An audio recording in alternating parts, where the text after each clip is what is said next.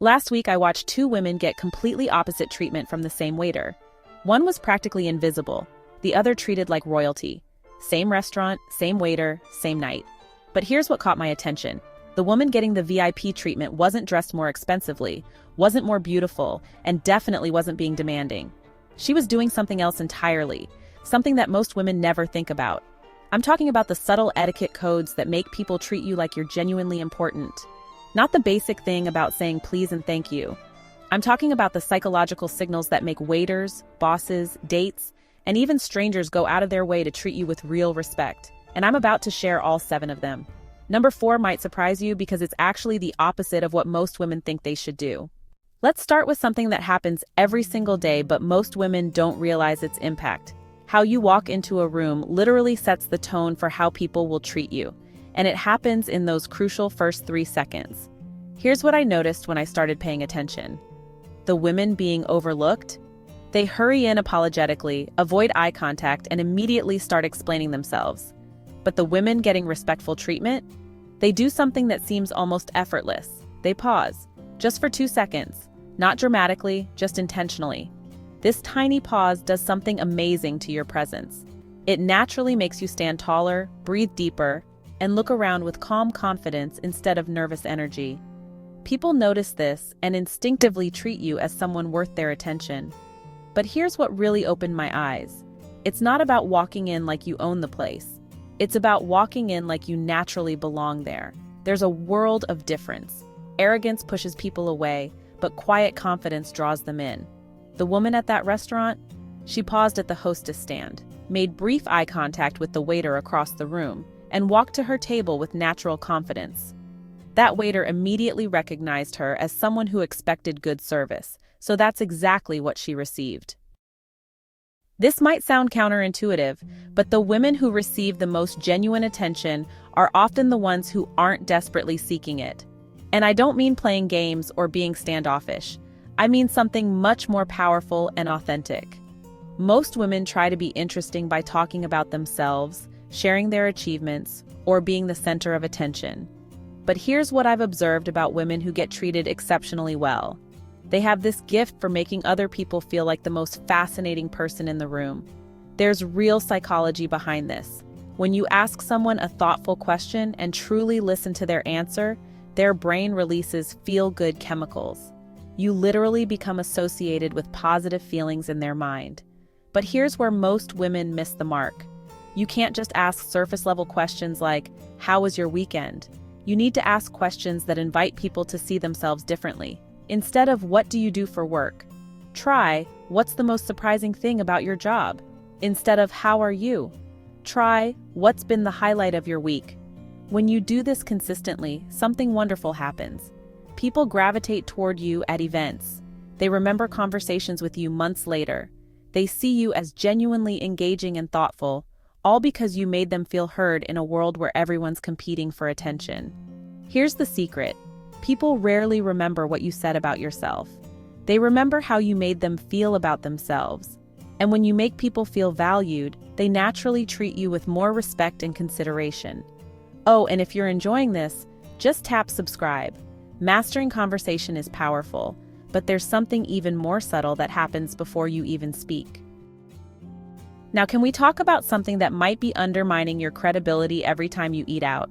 The way you order food sends subtle signals about your confidence and decision-making skills, and many women don't realize the impact.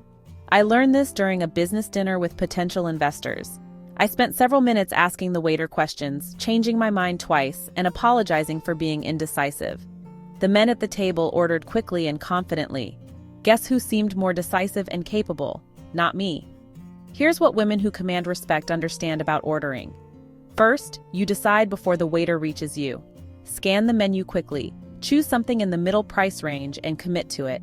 Indecision can signal uncertainty, and uncertainty doesn't inspire confidence. Second, never apologize for reasonable requests. Don't say, "I'm sorry, but could I get the dressing on the side?" Just say, "I'd like the salad with dressing on the side, please." The difference is subtle but meaningful. You're making a polite request, not apologizing for having preferences. Third, handle dietary needs with confidence, not embarrassment. Instead of, I'm so sorry, I'm on this restrictive diet, say, I'll have the grilled chicken, no sauce, with extra vegetables, please.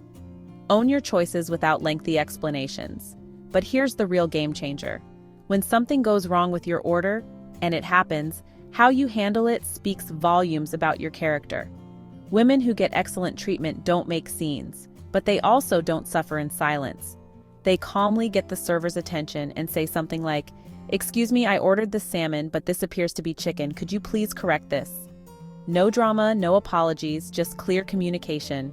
When you order with quiet confidence, people assume you approach everything with that same assurance. This one might surprise you because it challenges what we've been taught about being constantly available. The women who get treated with genuine respect aren't the ones responding to texts within seconds. They're the ones who understand that perceived availability affects perceived value. Here's what transformed my communication style completely. When you're always immediately available via text, people unconsciously categorize you as less busy, less important. It's not intentional, but it's human psychology. We naturally value what seems in demand and take for granted what's always accessible. But this isn't about playing games or being dismissive. It's about being thoughtful with your communication. For non-urgent messages, responding within a few hours or by the next day shows you're considerate but not anxiously waiting by your phone. For urgent work matters, responding within 2 hours demonstrates professionalism without desperation. Here's what really amazed me. When you don't respond instantly, people put more thought into their messages to you. They stop sending lazy texts like, "Hey," or "What's up?" and start sending messages that actually warrant your attention. And when you do respond, make it meaningful. Instead of just "sounds good," write, "That sounds wonderful, I'm looking forward to it." Instead of "LOL," add something that continues the conversation. People notice when your responses have substance and consideration behind them. When you treat your own attention as valuable, others naturally start treating it that way too. This is where many women unknowingly undermine themselves. Someone compliments your dress, your presentation, or your work, and what's your instinct? If you're like most women, you immediately deflect, minimize, or explain why they're mistaken. "Oh, this old thing? I was so nervous up there. I just threw it together last minute." Here's the thing. You're actually training people not to compliment you and subtly suggesting they shouldn't take you seriously. Here's what women who command respect do instead. And it might feel awkward at first. They make eye contact, smile genuinely, and say, "Thank you, I appreciate that." That's it. No deflection, no self-criticism, no lengthy backstory. When you graciously accept compliments, you accomplish 2 important things. First, you demonstrate self-respect and confidence. Second, you honor the person who took time to acknowledge you. People enjoy giving compliments to those who receive them gracefully. But here's the deeper insight. How you handle praise actually influences how people view your overall capability. If you can't accept acknowledgement gracefully, people unconsciously wonder if you can handle responsibility, opportunities, or challenges gracefully either. I started practicing this everywhere. When someone complimented my cooking, instead of listing everything that went wrong in the kitchen, I simply said, "Thank you, I'm glad you enjoyed it." When a colleague praised my presentation, instead of mentioning my nerves, I said, "I appreciate the feedback, thank you." The shift was immediate. People began offering more genuine praise because they knew I'd receive it well. More importantly, they started treating me like someone who truly deserved recognition, opportunities, and respect. This might be the most crucial tip because it addresses something that happens constantly, but most women handle ineffectively. Someone asks you to do something you'd rather not do, and instead of declining clearly, you create elaborate excuses, over-explain, or agree when you really want to say no. Women who consistently receive respectful treatment have mastered something many of us were never taught: how to decline requests without apologizing or justifying extensively. And it's not about being unkind. It's about being clear and confident about your limits. Here's the phrase that transformed my relationships. "That doesn't work for me." Not, "I'm so sorry, but I have this commitment, and my schedule is overwhelming and maybe another time." Just, "That doesn't work for me, but thank you for thinking of me." When you over-explain your decline, you're actually inviting people to negotiate with your reasons. But when you state your boundary clearly and kindly, most people respect it immediately. And here's the remarkable part. They start treating you better in other situations too. I tested this approach everywhere. When friends invited me to events I wasn't interested in, when colleagues tried to delegate their responsibilities to me, when dates suggested activities that didn't appeal to me. Instead of creating elaborate excuses, I started saying, "I won't be able to make it," or "That's not something I'm interested in doing." The results were eye-opening. People stopped trying to pressure me into things. They began respecting my time more. They started consulting me before making plans that involved me. When you show people how to respect your boundaries, they automatically treat all aspects of you with greater consideration. Here's the ultimate test of whether you receive respectful treatment. Something goes wrong. Someone speaks to you rudely. There's a crisis at work. A friend disappoints you. How you handle these moments literally shapes how people will treat you for months or even years afterward. Many women either react emotionally or slip into victim mode. But women who consistently receive respectful treatment do something entirely different. They handle problems with what I call graceful strength. Here's what this looks like in practice. Someone speaks to you rudely at work. Instead of getting defensive or matching their energy, you pause, maintain eye contact, and say something like, "I don't think that approach is helpful. Let's focus on finding a solution." Your voice remains calm, but your words are clear and firm. When you make a mistake, and everyone does, you acknowledge it quickly and completely without overwhelming people with explanations. "I made an error in judgment, and here's how I'm addressing it," is infinitely more powerful than a lengthy explanation of why it wasn't entirely your fault. But here's the most transformative part. When others around you are gossiping, complaining, or creating unnecessary drama, you don't participate. You don't need to lecture anyone. You simply redirect the conversation or say, "I'd rather focus on moving forward." People are constantly observing how you handle pressure, conflict, and setbacks.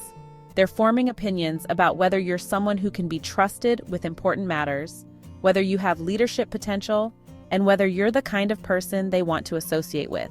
When you consistently handle difficult situations with grace and inner strength, something powerful happens.